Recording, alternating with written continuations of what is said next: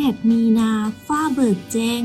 แสงซองพักเนืองทางแม่หญิงมีสิทธิ์เสียงคู่เฮียงเคียงสายพร้อมเคียงบ่าเคียงไหลช่วยเหลือกันย้อยืนแม่หญิงสากลก้าวร่วมสร้างเท่าเทียมเพศชายแท้แล้วโอกาสดีมื้อนี้ท้อหอลอขออวยพรใส่วันแม่หญิงสากลจงเข้มแข็งแห่งกล้า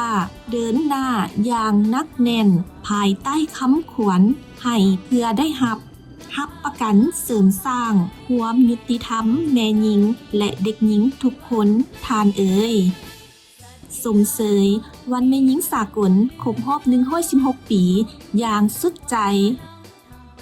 ด้วยความผู้บุญคุณจากคณะพักคณะผู้ว่าการและพนักงานธนาคารแห่งสปป.ลาว